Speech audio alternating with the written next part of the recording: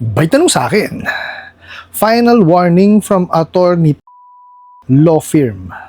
The law firm has already scheduled the meeting with the Municipal Trial Court under Article 318 for swindling, estafa, and breach of contract. This could lead to imprisonment for up to 3 years based on the money you have embezzled under the revised penal code and small claims.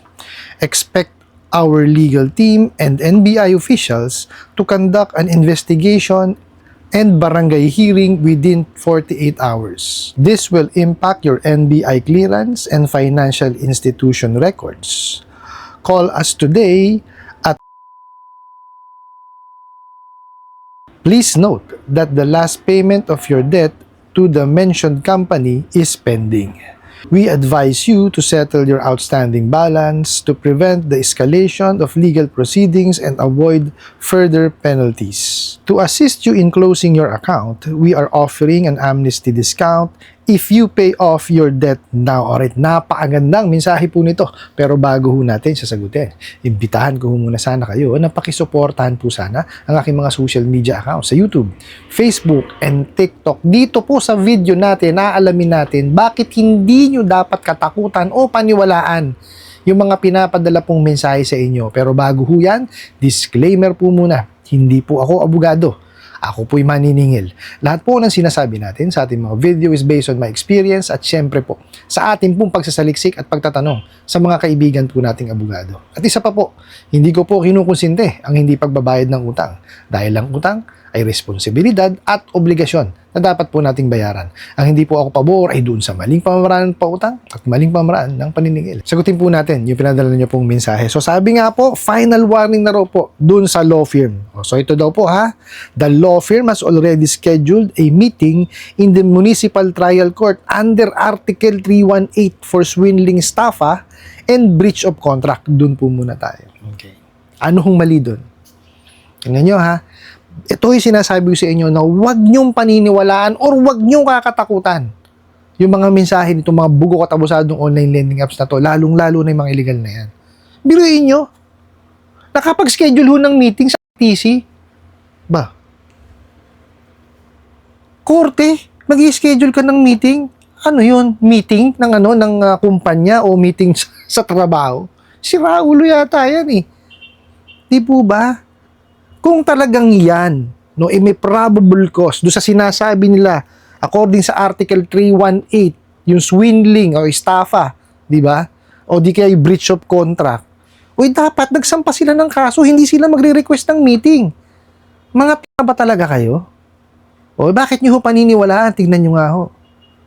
Kung abogado ho talaga yan, hindi ho magseset ng meeting yan. Sus Mario Josep naman talaga. Uulitin ko po, baka meron na naman ho kasing mag-comment, no, na feeling daw ako abogado. Inuulit ko, hindi po ako abogado. Ako po ay maniningil at lahat po ng sinasabi ko ay base po sa aking experience. May experience po kasi ako, no, sa pag-attend sa small claims case. Ako po yung representante ng kumpanya. At kahit pa paano meron po tayo naiintindihan dyan. Kaya hindi ho nagseset ng meeting sa RTC pa po. Sus Mario Josep naman. O, di mali na ho kagad. Tsaka sinasabi niya, Article 318, swindling, estafa, and breach of contract. Ano po ba talaga gustong isampa? Di po ba? Tsaka, magiging estafa lamang po yan. No? Pagka yan, hinaluan nyo po ng panluloko at panlilinlang. Meron po ba? Kung alam nyo naman sa sarili po ninyo na wala kayong halong panluloko at panlilinlang during the time na kayo ay nangungutang, wala ho kayong dapat ikatakot na sampahan kayo ng estafa. O, paano ba masasabing panluloko at panlilinlang? During the application po, nagbigay kayo ng peking dokumento. O di kaya, nagbigay kayo ng maling informasyon.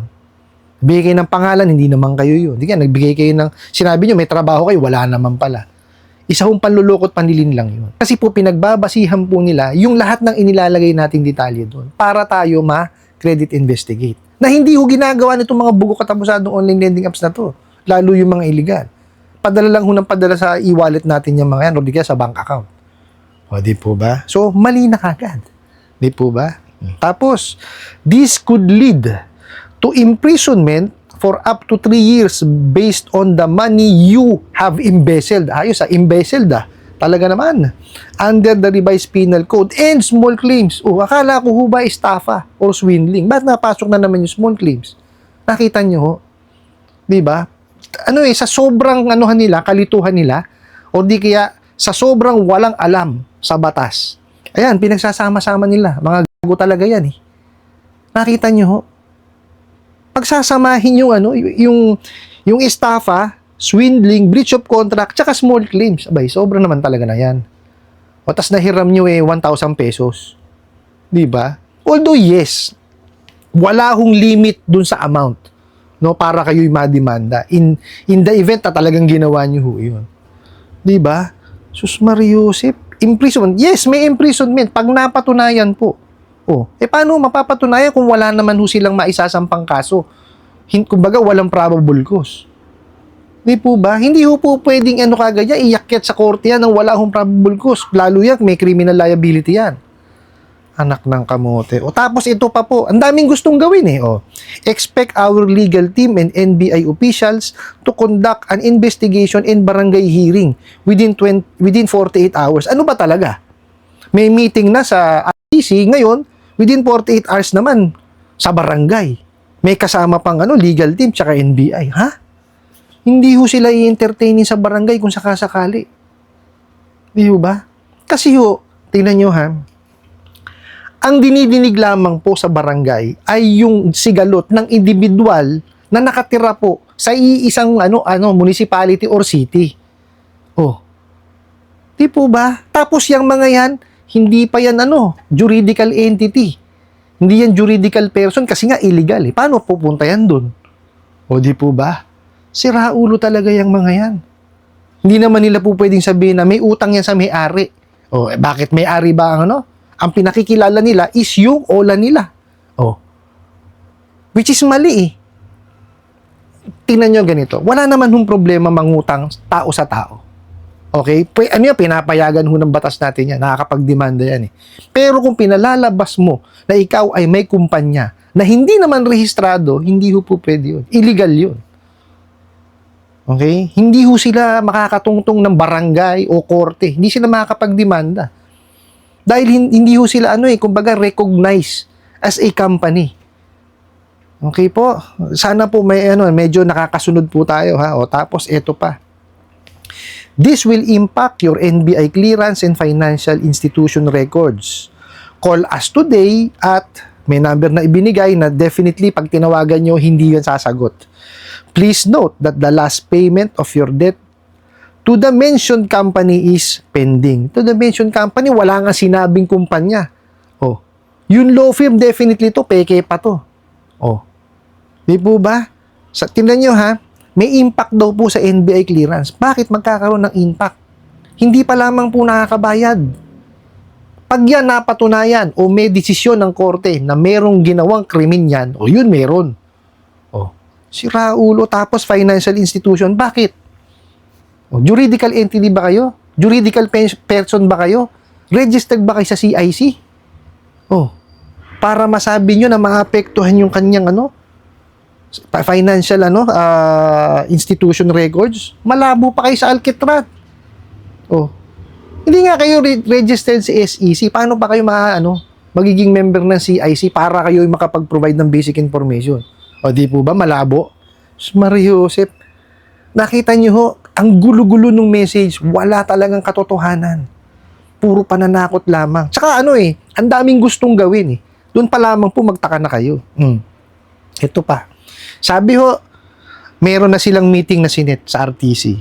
Magpapabarangay. Nakita. Tingnan nyo, we advise you to settle your outstanding balance to prevent the escalation of legal proceedings and avoid further penalties. Ginawa na nila Bakit gaganon ka pa? Tapos meron pa sinabi, to assist you in closing your account, we are offering an amnesty discount if you pay off your debt now. Di ba? Ano ba talaga gusto nyong gawin?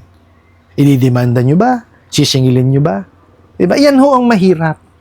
Sa mga maniningil ko na wala namang alam sa paniningil at walang alam sa batas. Bago ho ako nagsimula ng pagiging maniningil, napakarami ko dinaan ng seminar. No? Talagang tinuturuan ho kami kung paano maningil, mag-negotiate. Kasi it's a skill. Uulitin ko po sa inyo.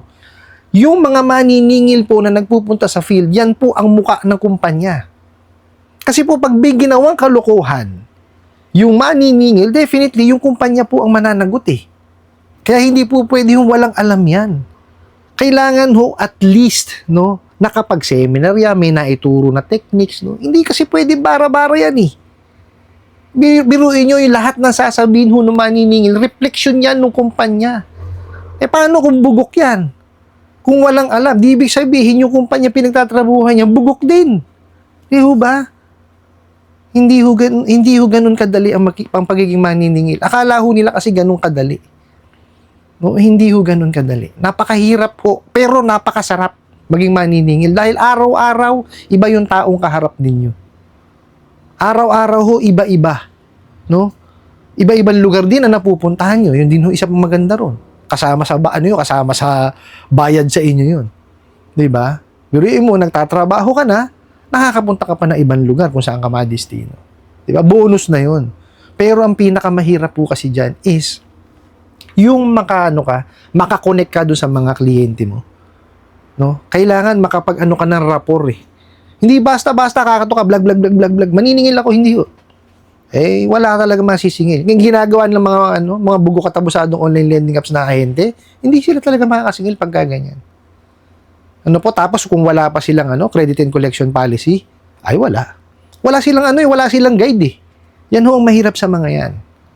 No, kaya po, doon sa mga nagpapadala po ng mensahe sa akin, lalo kung ganito, klase ng mensahe, huwag niyo paniniwalaan yan. Wala akong katuturan. Hindi nga alam kung ano gustong gawin eh. Diba? May meeting mo sa RTC, magpapabarangay, tapos biglang maniningil. At ito pa yung huli. Meron pa raw hong amnesty, may discount pa. Diba? Binanata mo ng pangaharas, tapos sa dulo hihimasin mo parang manok. Sira ulo. Diba? Manong tuloy-tuloy mong himasin. Gumawa kayo ng payment option. Diba? Gumawa kayo ng payment plan. Ganun ang pinakamadaling pamamaraan ng paniningil yun eh. Diba? At dapat i-discuss nyo yung the Truth in Lending Act. Importante kasi yun. Very important na malaman nung kliyente yung kanyang obligasyon. Okay? So ulitin ko po dun sa nagpadala po ng mensahe at sa mga manonood po natin. Kung ganyan, na alam nyo naman na walang katotohanan, huwag nyo paniwalaan yan. Hindi nyo dapat kinatatakutan yan.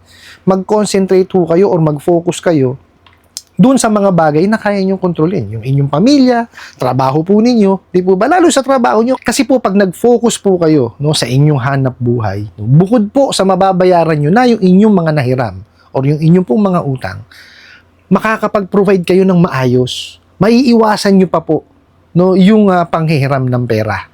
Sana po nakapagbigay po ako ng linaw dun sa mga pinapadalang walang kakwenta-kwentang mensahe nitong mga bugok at abusadong online lending apps na to. I hope nasagot ko po itong katanungan na to at sana po'y makatulong.